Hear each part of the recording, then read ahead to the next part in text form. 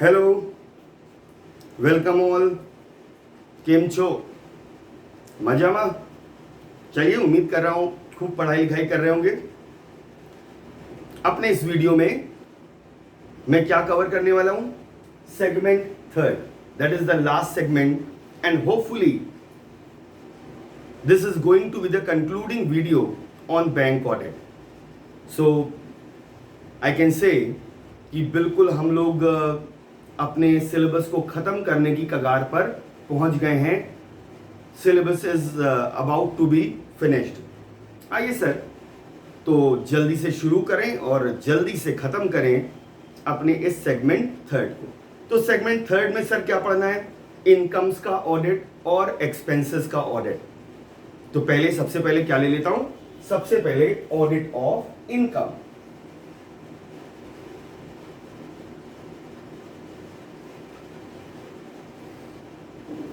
चलिए सर, मैं one by one topic take up करता हूं। बहुत ध्यान से मेरी बात सुनिएगा। पहली बात कर रहे हैं ऑडिटर्स कंसर्न।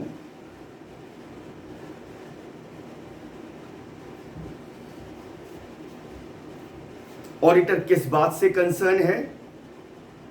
क्या क्या चीजें देखनी है? कहते हैं auditor shall obtain reasonable assurance.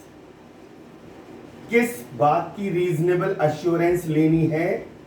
That recorded incomes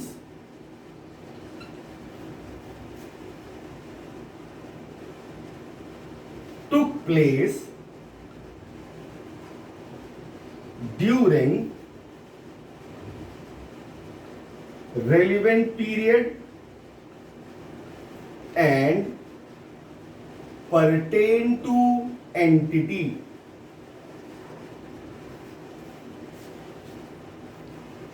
सही पीरियड की इनकम ही रिकॉग्नाइज की गई है, यानी जो इनकम हो रही है वो करंट पीरियड से ही रिलेटेड होनी चाहिए, ना आगे के वर्ष की ना पीछे के वर्ष की। मतलब there should be appropriation of income. ठीक, और केवल वही इनकम अकाउंट फॉर की जा रही है जो करंट ईयर को बिलोंग करती है। और ये जो इनकम है it belongs to only bank. तो सपोज करिए, जैसे एग्जांपल देता हूं, आप जिस बैंक का ऑडिट कर रहे हैं वो कंसोर्टियम एडवांस में एंगेज्ड है और वो लीड बैंक है, और बोरोवर रेमिटेंस उस बैंक को मिल रहा है। तो जो पूरा रेमिटेंस बोरोवर से मिल रहा है वो पूरा का पूरा उसका नहीं है सर, उसको ही has to part with the shares of other banker as well. तो दोनों चीजें देखनी है, सही अवधि की इनकम रिकॉग्नाइज की जा रही है, और दूसरा इनकम वास्तव में बैंक को बिलोंग कर रही हो। दूसरी बात, the auditor shall obtain reasonable assurance that there is no unrecorded income. Every income is duly accounted for, and income is recognized in appropriate amount। सही अमाउंट में इनकम रिकॉग्नाइज की गई हो। ठीक, दूसरी बात, second, and that is RBI's direction।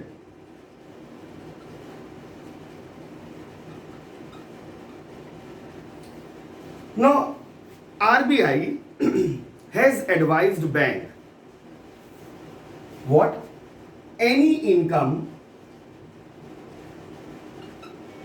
which exceeds 1%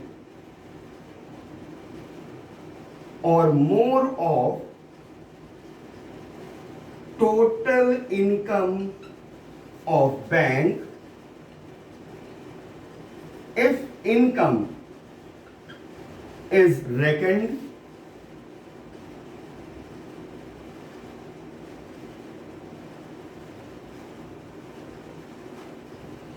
on gross basis, कोई income, अब सर बैंक को देखें तो कई तरह की इनकम है, interest income, fees income, commission income, discount earned.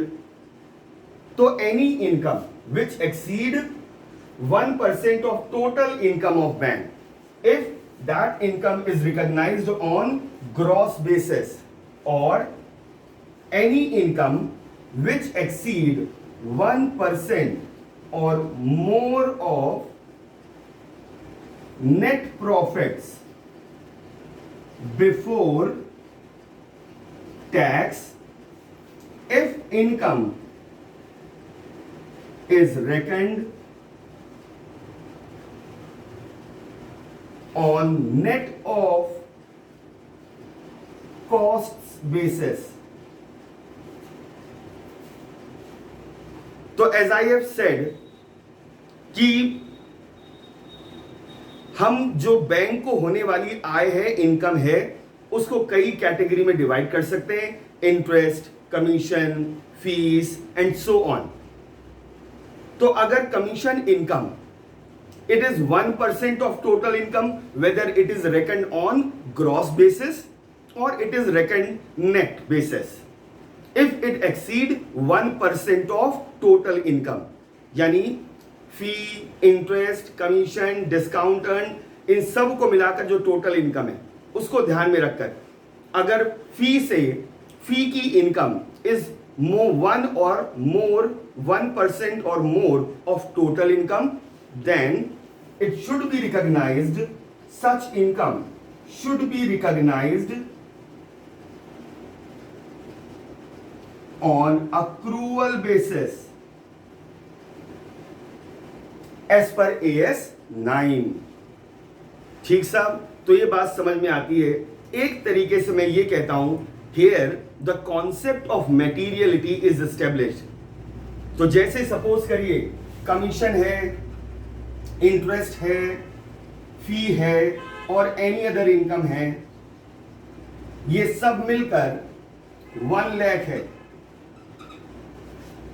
ठीक, तो अगर कमीशन से इनकम 1% है, मींस 1000 और मोर, then commission income shall be recognized on accrual basis as required by AS 9। Next आइए materiality। तो as I have said, यहां पर आरबीआई ने जो डायरेक्टिव्स इशू करे हैं वो ये इंश्योर करते हैं कि अगर कोई इनकम, चाहे वो फीस से हो चाहे वो कमीशन से हो, अगर टोटल इनकम का 1% है तो फिर वो इनकम मटेरियल है and the bank should follow AS 9। अगला पॉइंट कहते हैं, that is point number 3, materiality.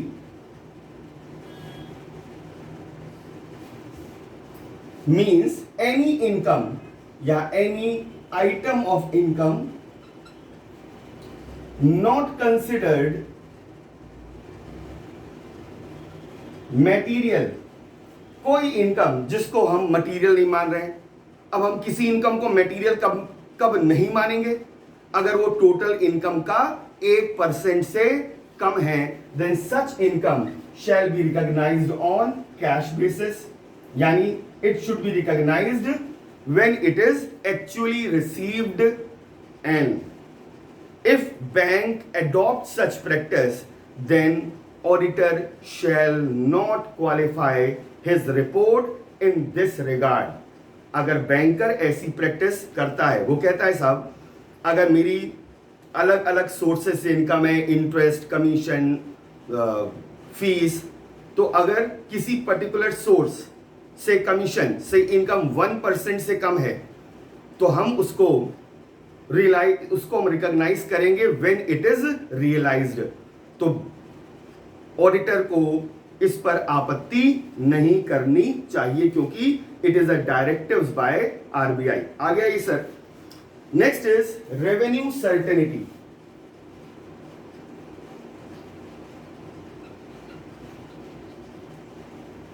Sir यहां पर जनरल प्रिंसिपल जो आप ऑलरेडी पढ़ चुके हैं उसकी चर्चा है। यानी usually the bank should recognise its income whether interest, commission, fee etcetera on accrual basis provided it is reasonably certain that ultimate collection shall be made. If it is reasonably certain that income shall be ultimately realized, if that certainty, reasonable certainty is there, then bank should recognize income on accrual basis. Next है revenue uncertainty.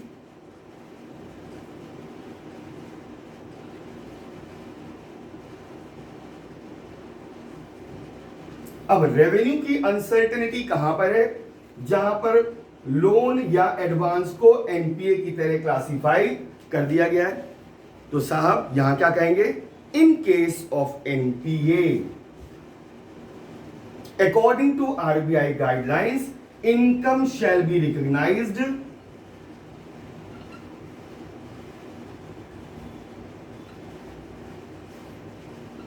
when it is realized,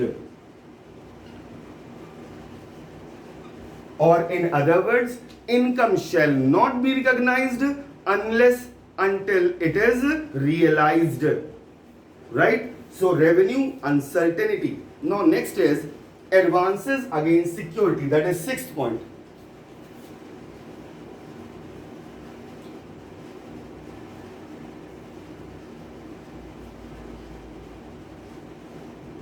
So where advances have been given against certain securities like term deposit, NSC National Savings Certificate, IVP Indira Vikas Patra, KVP Kisan Vikas Patra और insurance policies, then income shall be recognized on due dates. यानी income shall be recognised on accrual basis provided adequate margin is available in account. हाँ, sufficient margin हो, loan का amount कम है और जो security offer की गई है टर्म डिपॉजिट और इंश्योरेंस पॉलिसी उनका amount there is sufficient margin, तो फिर अक्रूवल बेसिस पर रिकॉग्निशन हो सकता है. नेक्स्ट आइए sir, and that is 7th.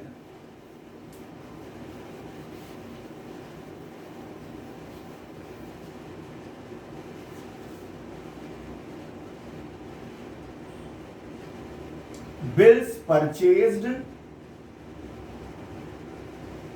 and discounted.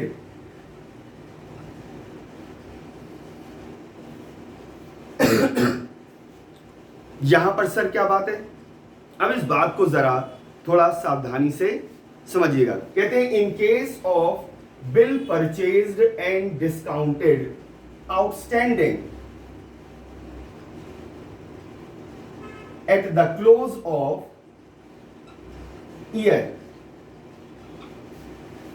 अभी ये आउटस्टैंडिंग है एज ऑन 31st मार्च, अभी बिल का कलेक्शन नहीं हुआ है और अभी मैच्योरिटी पीरियड आया नहीं है बिल का, so it is still outstanding. Then क्या करना है? Ensure discount received is appropriately apportioned between 2 years.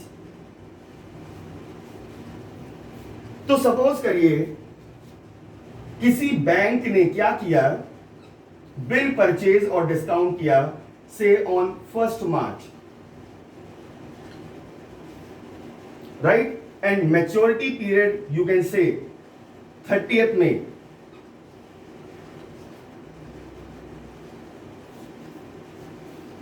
ठीक। सो मार्च, अप्रैल, मई 3 महीने का ये बिल ड्रॉ किया गया है, 3 महीने के लिए। ठीक। सपोज करिए इस बिल पर बैंक ने डिस्काउंट अर्न किया 10,000 का। अब 10,000 में 1 महीने का डिस्काउंट पिछले साल का है और 2 महीने का अगले साल का डिस्काउंट है, which is you can say unexpired discount, क्योंकि एज ऑन 31 मार्च बिल अभी भी क्या है, outstanding, it has not been paid, ये अभी बिल सेटिस्फाई नहीं हुआ है। ठीक। तो आउटस्टैंडिंग बिल की बात कर रहे हैं, तो प्रीवियस ईयर में कितना डिस्काउंट की इनकम जाएगी, 1 divided by 3 and remaining is what, unexpired discount. यानी मैं कह सकता हूं 3,333 रुपए, ये तो प्रीवियस ईयर की डिस्काउंट इनकम हो गई, और 6,334 रुपए ये क्या है, अनएक्सपायर्ड डिस्काउंट, क्योंकि बिल अभी मैच्योर नहीं हुआ है। It should be recorded as other liability.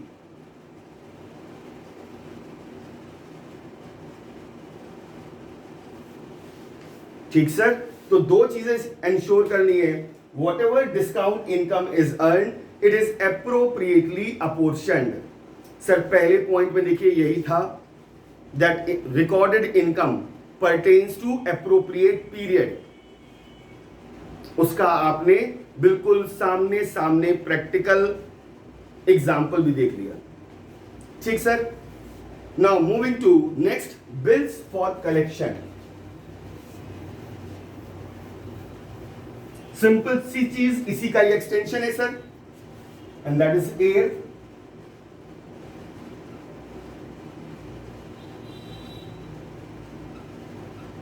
कहते हैं in case of bills of collection auditor should ensure, क्या, ये कौन इंश्योर कर रहा है सर, ऑडिटर शुड एंश्योर, क्या इंश्योर करना है, that customer account is credited only after bill is actually collected from drawee। Sir negotiable instrument याद आ जाएगा आपको, by the bank or its agents। ठीक। तो कस्टमर अकाउंट कब क्रेडिट किया जाएगा, when bill is actually collected, and commission of the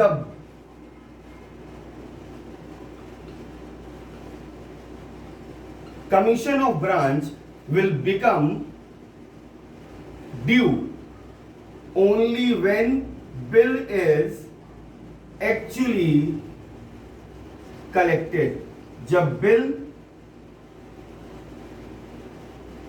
actually collect हो जाएगा तब बैंक का कमीशन इनकम भी ड्यू होगा, bank can recognise the income, right. Next आइए सर, ये हो गया 8th point. Now next is रीनिगोशिएशंस।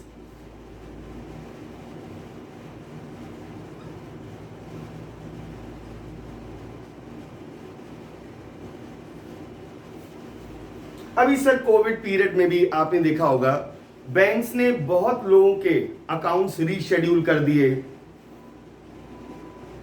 यानी एक बार फिर से उन्होंने बोरोवर के साथ एग्रीमेंट किया और जो अकाउंट्स अगले 2 साल में खत्म क्लियर होने वाले थे उन्होंने फर्दर 4 साल 5 साल की अवधि दे दी, रीशेड्यूल कर दिया कि अब आप अगले 5 साल तक रीपेमेंट कर सकते हैं। तो जब भी रीशेड्यूलमेंट होगा सम कमीशन और fees income may be generated, may be earned by the bank. तो कहते हैं in case of renegotiation where income is earned by bank income may be in the form of commission, fee, then such income shall be recognized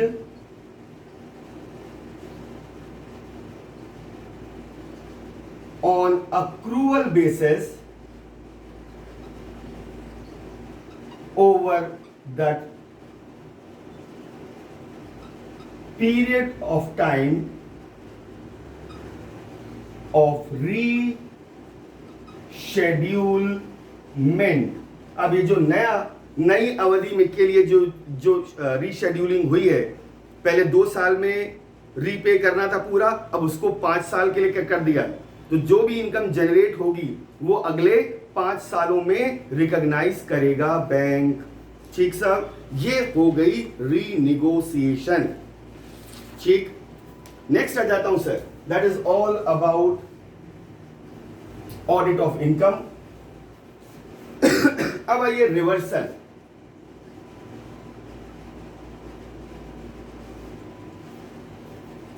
reversal का भी कानून है sir, और ये आप पढ़ चुके हैं, तो मुझे एक तरीके से सिर्फ गो थ्रू होना है, छोटे छोटे एस्पेक्ट्स आपको बताने हैं। बाकी रिवर्सल आपने जरूर एडवांस अकाउंट्स में पढ़ा होगा। तो कहते हैं where any account, any advance, where advance और including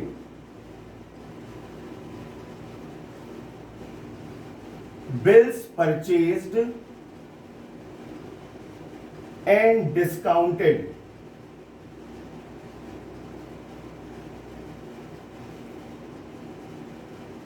became NPA for the first time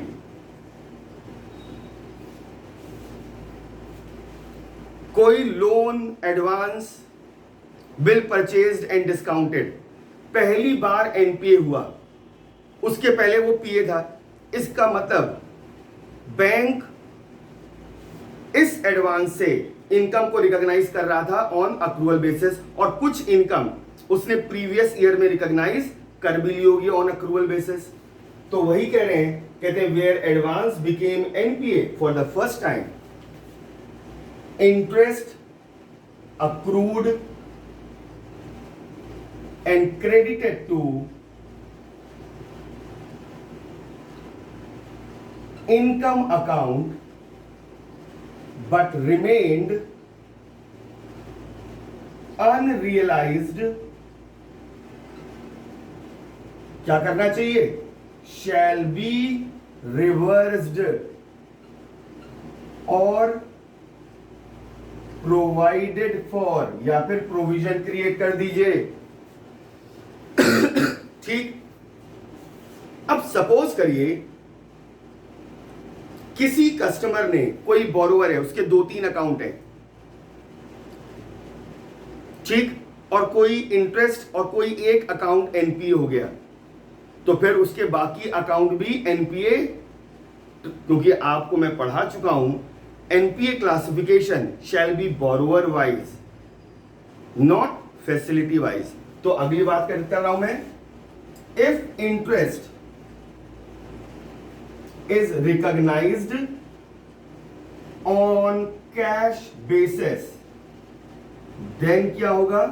commission और other incomes in respect of such borrower, such borrower मतलब वो बोरोवर जिसका कोई एक फैसिलिटी एनपीए हो गई और जो इंटरेस्ट अक्रू किया गया था, जो अनरियलाइज्ड रहा, उसको रिवर्स कर दिया गया। उसकी कोई और फैसिलिटी भी बैंक में है, बैंकर ने उसको कोई और फैसिलिटी दे रखी है जहां से बैंकर को कमीशन और अदर इनकम हो रही है, तो ऐसी इनकम को भी क्या करेंगे? रिवर्स कर देंगे या प्रोवाइड कर देंगे। तो साहब, if interest is recognised on cash basis, commission और other incomes in respect of such borrower which is accrued and credited to income account and remained unrealized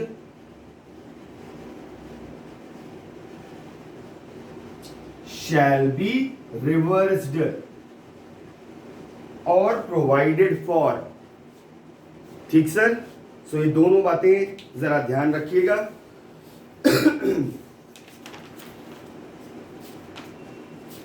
I think sir reversal is finished। yes sir, reversal is finished। तो इतना एक बार पढ़िए, then I am continuing further।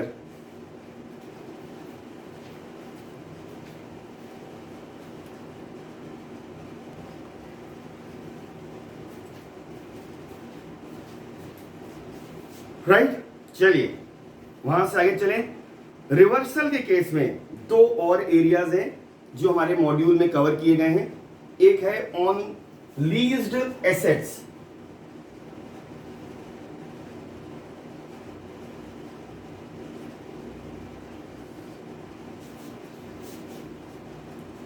Leased asset AS19 आप पढ़ चुके हैं sir. उसमें finance income का भी कंपोनेंट होता है। जो बैंक, जो आपका लीज के केस में जो पेमेंट्स किए जाते हैं, उसमें जो फाइनेंस का कंपोनेंट है उसको ये कवर करता है मॉड्यूल। तो कहते हैं, क्या कह रहे हैं, in case of leased asset the component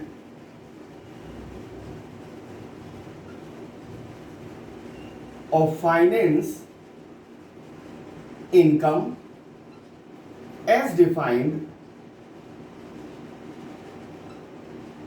in AS19, क्या करना है उसका treatment, which is accrued and credited to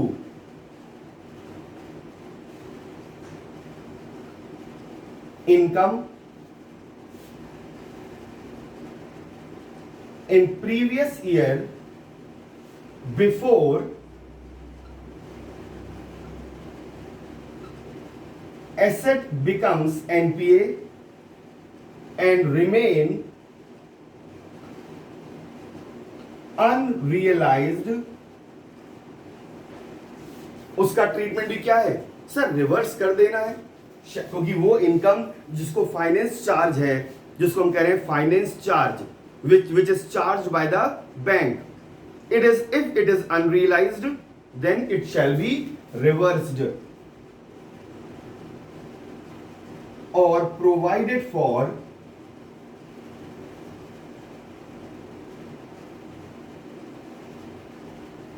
in current period। right sir, so that is leased asset, कोई नया ट्रीटमेंट नहीं है।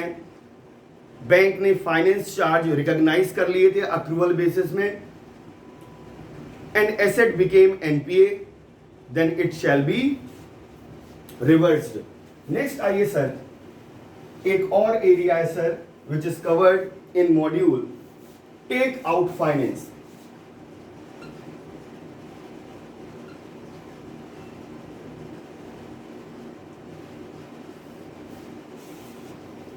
Such kind of arrangements you will witness where there is a project involving long gestation period। 14 साल, 15 साल, 17 साल, 20 साल project ready होने में लगेंगे, वहां पर ये टेक आउट फाइनेंस कॉमन होता है। कैसे होता है सर, जरा थोड़ा सा समझिए। सपोज करिए this is a borrower company,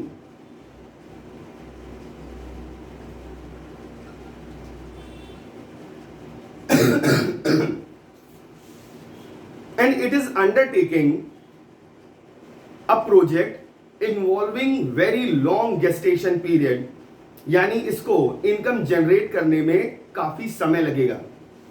तो होगा क्या, ये एक बैंक को अप्रोच करेंगे, बैंक को बताएंगे साहब हमारा प्रोजेक्ट 10 साल बाद, 12 साल बाद, 13 साल बाद इनकम जनरेट करेगा, बैंकर तो मना कर देगा, कहेगा साहब इतने साल तक हम आपका वेट करेंगे, यही काम बचा है मेरे पास। तो एक अरेंजमेंट होगा for 5 to 6 years, for 5 to 6 years ये इनको लोन अवेलेबल करा देंगे। ठीक, आफ्टर 5 to 6 ईयर्स, 5-6 साल गुजर गए, एक और इंस्टीट्यूशन है, बैंक है ये सर, इसको हम बोल देते हैं take over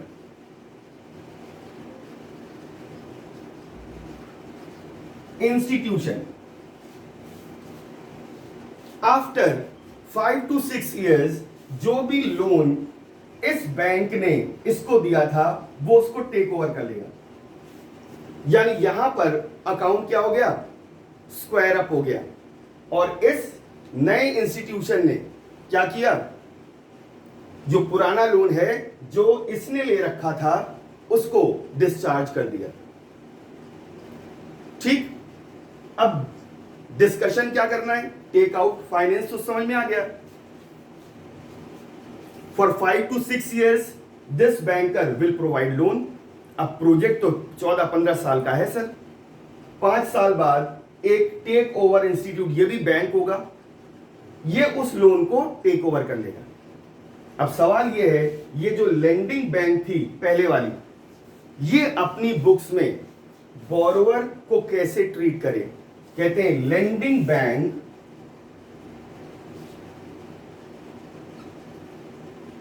shall classify borrower account as NPA and shall not recognize income until it is realized from borrower or take over institution। तो जैसा मैंने आपसे कहा कि प्रोजेक्ट जहां पर लॉन्ग गेस्टेशन पीरियड है, इस तरह के अरेंजमेंट कर लिए जाते हैं, क्योंकि हर बैंक ये सोचता है कि मैंने फाइनेंस कर दिया, मेरा पैसा मर ना जाए, क्योंकि कोई प्रोजेक्ट 10 साल बाद, 12 साल बाद वायबल हो पाएगा, प्रॉफिटेबल हो पाएगा, तो कुछ समय के लिए फॉर मिड टर्म ये फाइनेंस कर देगा, एंड आफ्टर सर्टेन पीरियड ये लोन कोई दूसरी बैंक टेक ओवर कर लेगी। तो ये जो बैंक है वो इसको, इस बोरोवर के अकाउंट को एनपीए की तरह डील करेगी और इनकम तब रियलाइज करेगी जब पैसा मिल जाए, या तो बोरोवर से या टेक ओवर इंस्टीट्यूशन से। ठीक, that is all about tech out finance.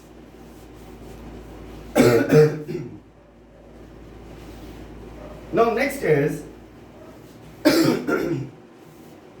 partial recoveries।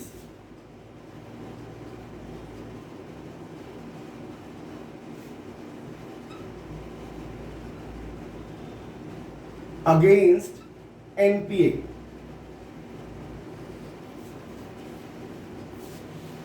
अब सर कोई अकाउंट एनपीए डिक्लेयर कर दिया गया और फिर उसके बाद उससे कुछ रिकवरीज आई, तो क्वेश्चन ये खड़ा होता है कि ये जो रिकवरीज आई इनको अपोर्शन कैसे करें बिटवीन प्रिंसिपल एंड इंटरेस्ट। जरूरी नहीं कि पूरा पैसा रिकवर हो सकता है पार्शियल रिकवरीज हो, जैसा मॉड्यूल में बताया गया। तो ये जो पार्शियल रिकवरीज हो रही हैं अगेंस्ट एनपीए, यानी NPA was declared and afterward some money is recovered, the money so recovered shall be first applied either against principal और अगेंस्ट इंटरेस्ट। तो पहला रूल ये है, where there is a recovery against NPA,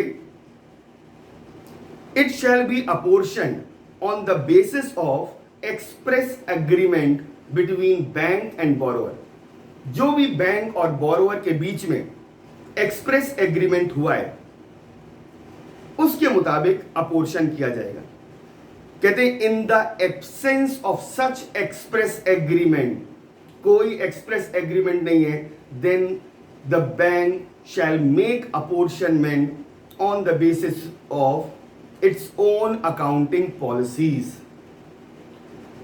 ठीक, but the banks, it is a basically privilege है, bank का right है to make apportionment between principal and interest, but this right should be applied by the bank on uniform and consistent basis।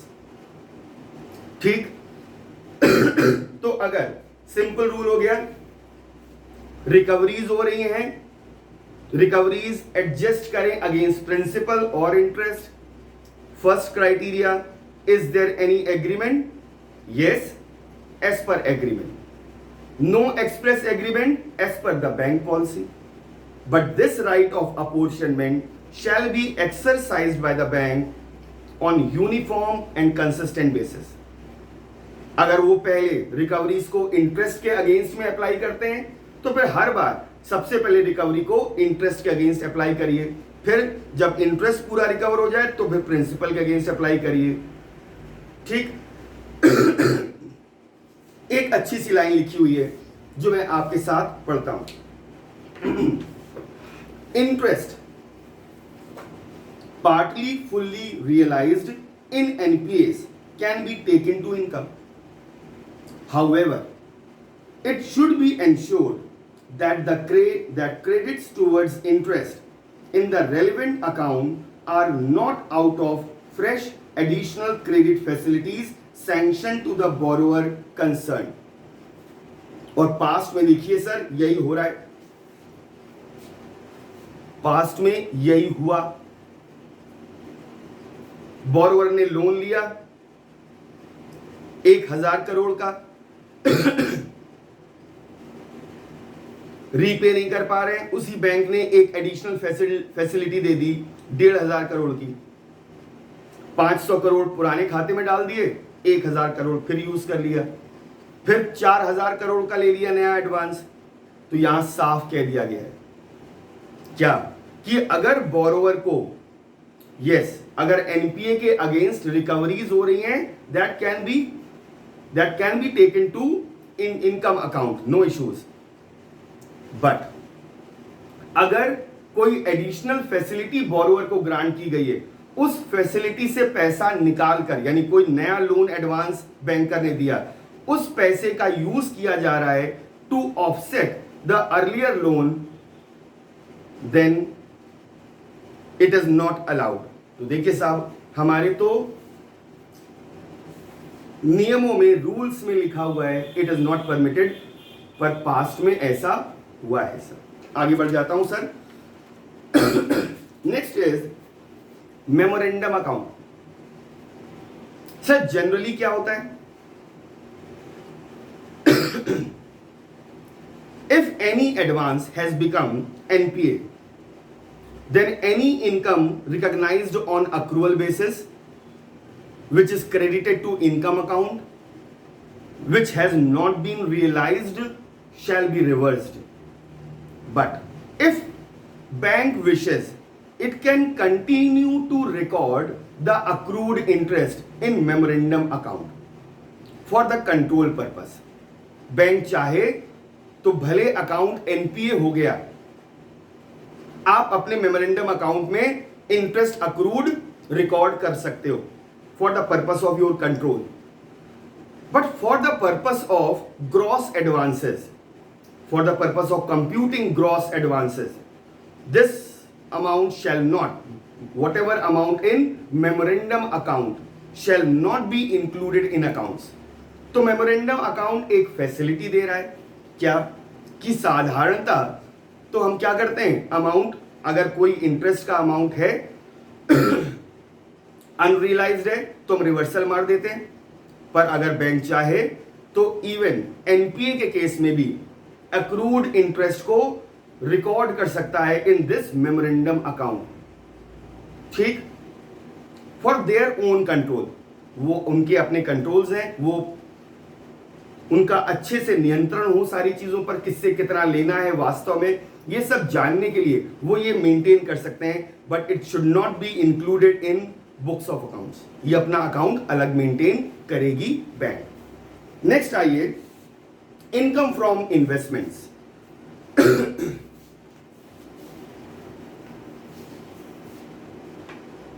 पहली बात,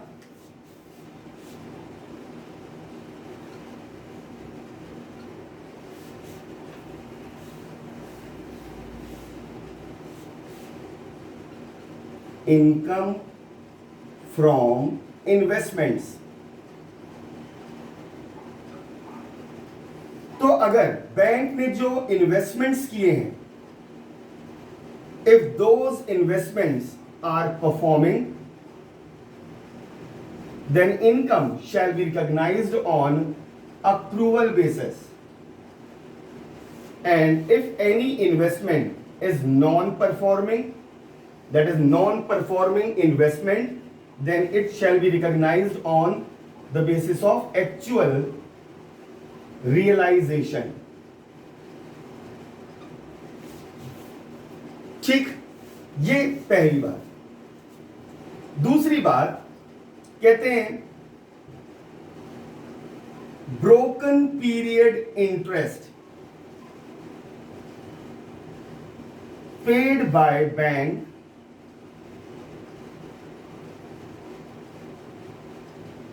on purchase of investment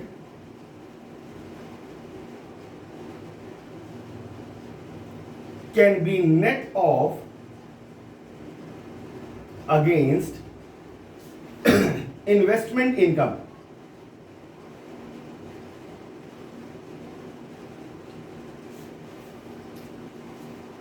ये क्या है sir?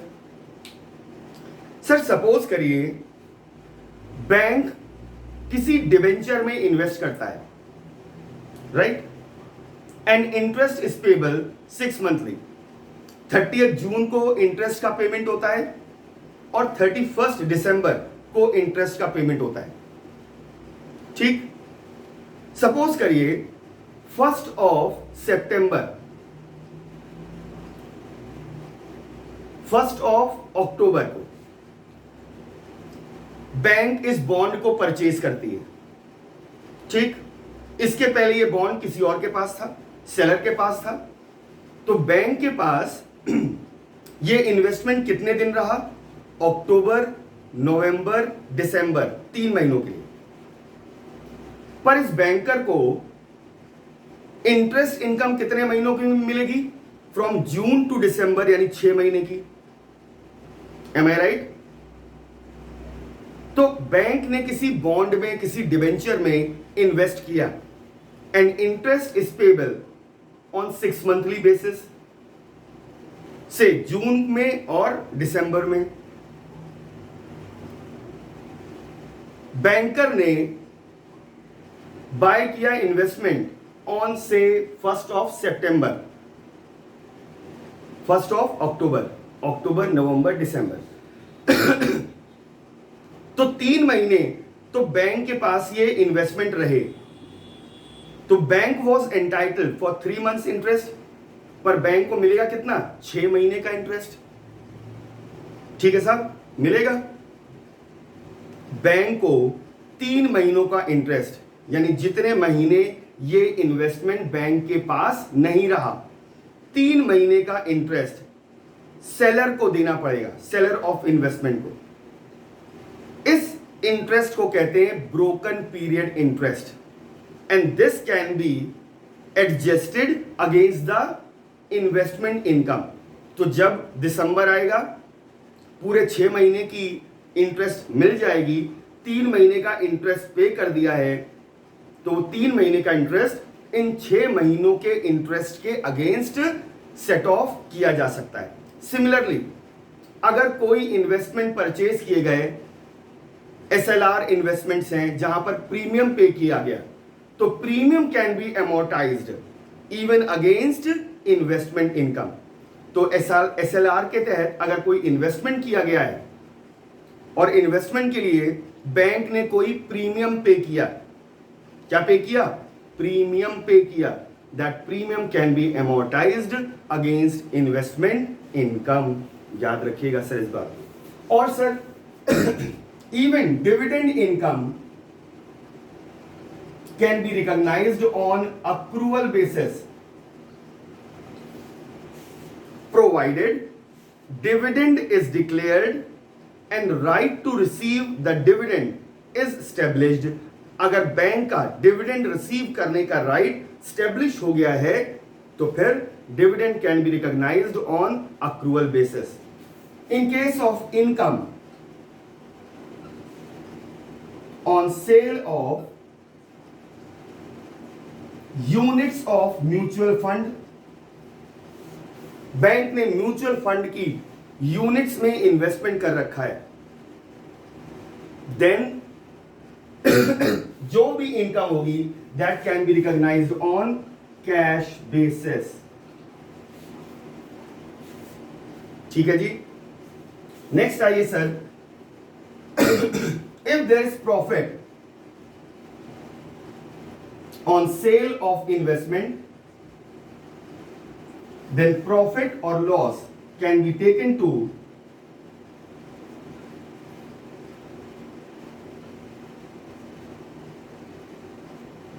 profit loss account। if there is profit or loss on revaluation of investment,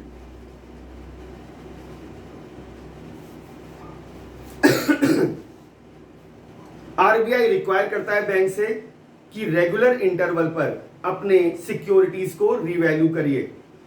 if there is profit और loss that shall also be taken to profit loss account.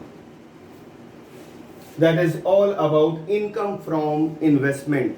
Sir इन बातों को आज ही बहुत ध्यान से पढ़ लीजिएगा, ये बहुत तेजी से आपके दिमाग से निकलेंगी। सो इट इज एसेंशियल, ना केवल आप इनको समझ लें पर इनको ठीक से एक बार पढ़ भी लें, समझ में आने के बाद भी अपने मॉड्यूल को गो थ्रू जरूर हो जाइएगा सर। ठीक, जरा इतना देखिए, then I am continuing further.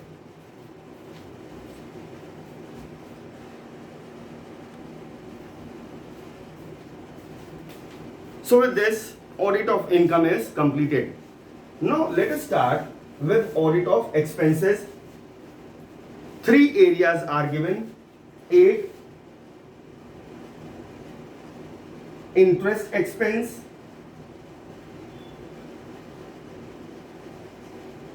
operating expense and provisions and contingencies. So one by one I will cover each of them. First I will take up interest expenses.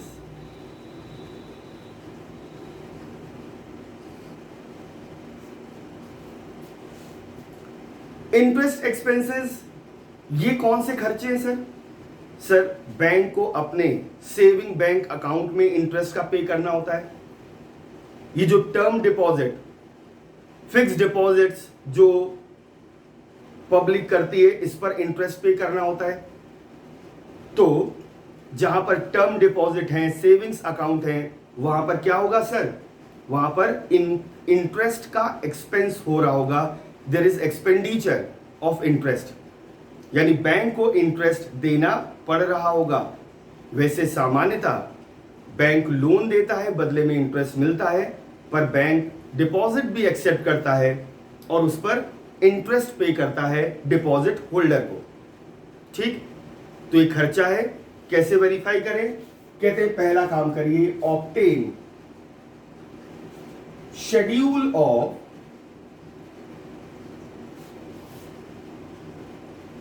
Various term deposits. अब sir एक bank में एक समय कई सारी scheme चल रही होती हैं। 1 साल के लिए डिपॉजिट करोगे तो इतना रेट ऑफ इंटरेस्ट, 2 साल के लिए जमा करोगे तो इतना रेट ऑफ इंटरेस्ट, 5 साल के लिए अगर आप पैसा जमा करोगे तो आपको इतना इंटरेस्ट मिलेगा, सीनियर सिटीजन के लिए अलग, लेडीज के लिए अलग, बाकियों के लिए जनरल अलग। सो नंबर ऑफ डिपॉजिट्स एक बैंक एक पर्टिकुलर पीरियड में ऑपरेट कर रहा होता है, कैरी कर रहा होता है। तो कंप्लीट शेड्यूल ले लीजिए of different deposits. Outstanding at the end of quarter,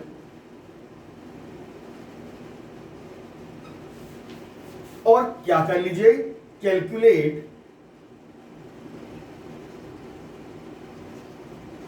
weighted average interest rate. ठीक, वेटेड एवरेज इंटरेस्ट रेट निकाल लीजिए, ये सबसे अप्रोक्सीमेट होता है एक्चुअल इंटरेस्ट के, एंड कंपेयर इट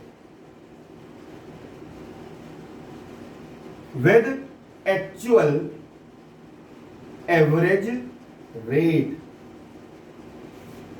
और जो एक्चुअल एवरेज रेट है उससे कंपेयर करिए, and enquire into the difference if it is material. अगर बहुत बड़ा अंतर दिखाई दे रहा है तो फिर इंक्वायर करिए कि ये डिफरेंस क्यों है।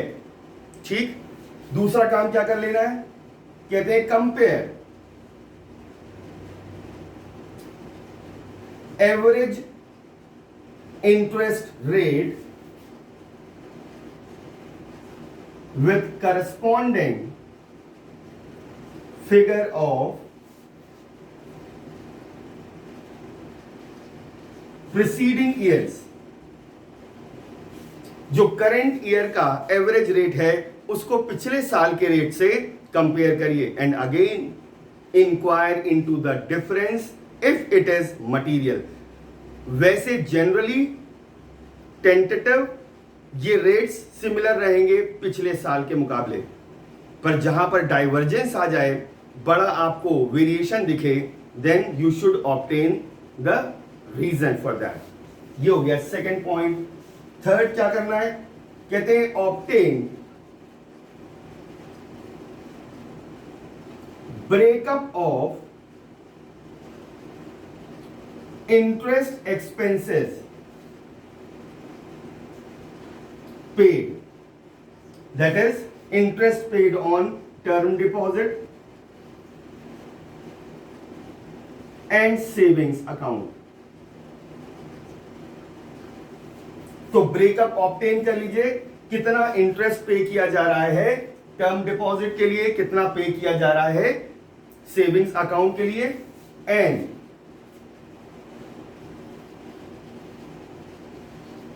borrowings for the month और क्वार्टर। हर महीने में कितनी डिपॉजिट्स हैं, दैट इज बोरोइंग्स। या तो मंथ वाइज एनालिसिस करनी है या quarter wise, and carry out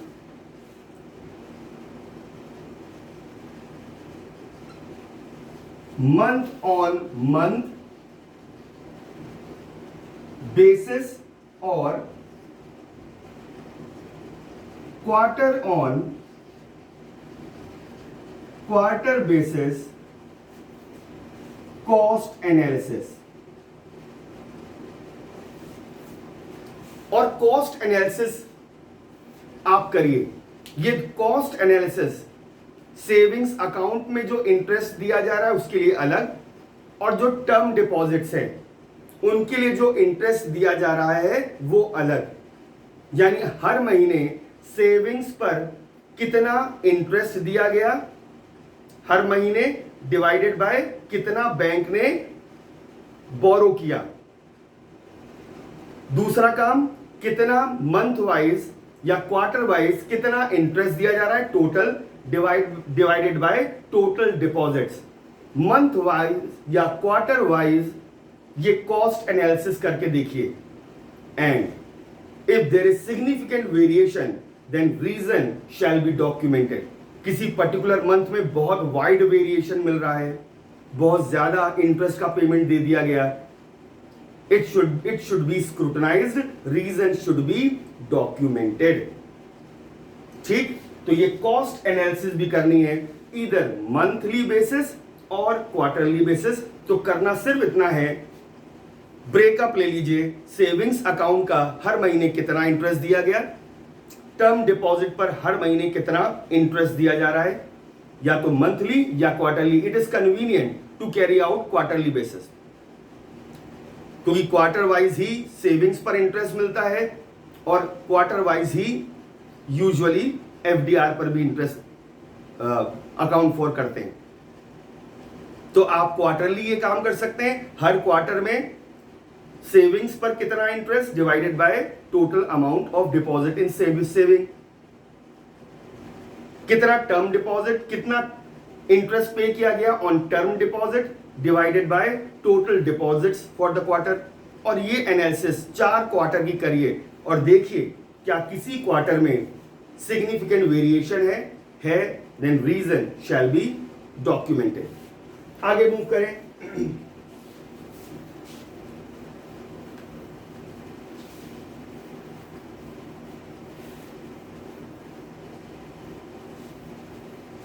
कहते हैं टेस्ट चेक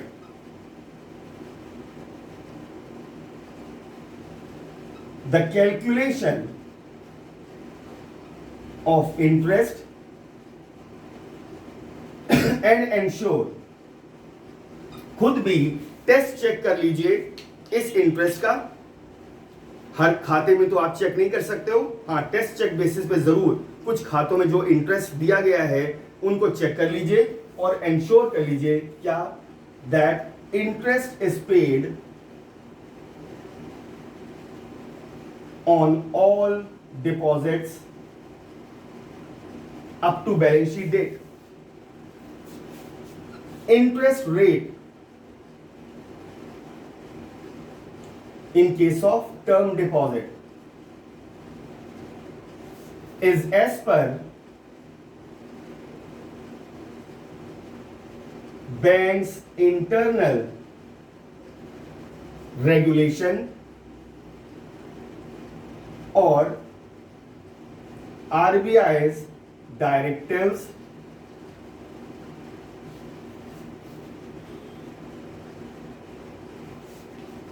जो भी टर्म डिपॉजिट पर इंटरेस्ट रेट है it should be as per banks internal regulation, RBI directive और अग्रीमेंट, इंडिविजुअल अग्रीमेंट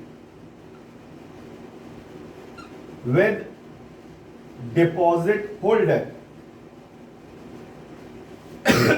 तो सर जो बड़े डिपॉजिटर होते हैं वो बैंक में जाकर पहले बात करते हैं, साहब हम आपको 5 करोड़ का डिपॉजिट देंगे, आपके यहाँ 7.5% रेट ऑफ इंटरेस्ट है, मुझे आप कितना ऑफर करोगे। तो कई बार बैंक इंडिविजुअल डिपॉजिट होल्डर के साथ अग्रीमेंट कर लेता है with the consent of appropriate authority. ठीक सर। और सर सी दैट और ensure that interest rate in case of savings account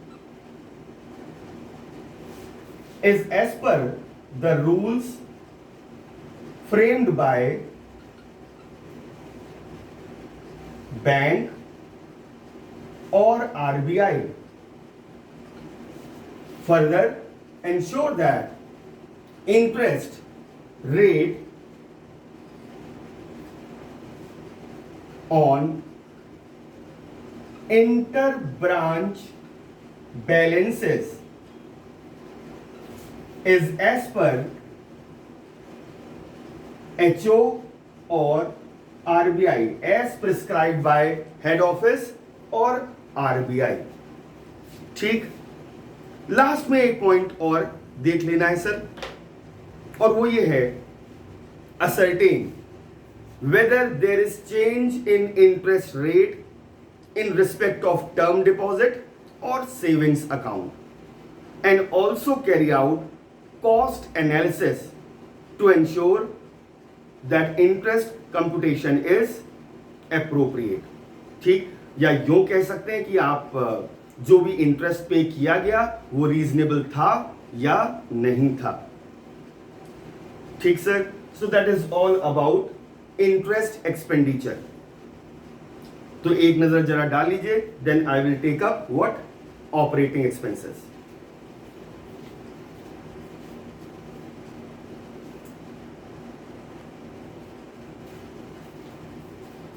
right. आइए sir, let's move operating expenses. पहली बात क्या करनी है? कहते हैं examine internal control system in respect of expenses including authorization procedure. कैसे expenses authorize हो रहे हैं? So as to determine timing, nature and extent of further audit procedure. तो पहले पॉइंट में सिंपल ये करना है क्या? We have to evaluate the internal control system as well as what is the authorization procedure. On the basis of our evaluation, we can decide timing, nature and extent of audit procedure. Second, examine whether there is a significant deviation or variation in respect of major item of expenses. पिछले साल को देखते हुए जो major items हैं, क्या इस साल उनमें कोई मेजर डिविएशन, डाइवर्जेंस दिखाई दे रहा है? एग्जामिन करिए. थर्ड, कहते हैं auditor shall perform substantive analytical procedure to ascertain reasonableness of overall expenses. तो हम जानते हैं सर, substantive procedure is applied to ascertain the reasonableness of amount. जो ऑपरेटिंग एक्सपेंसेस हैं वो रीजनेबल हैं या नहीं.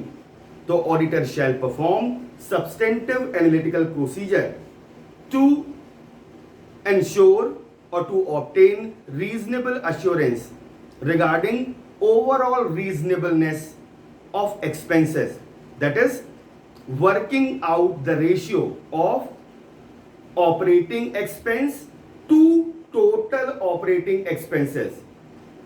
यानी total operating expenses है और एक पर्टिकुलर ऑपरेटिंग एक्सपेंस है. Particular operating expense divided by total operating expenses.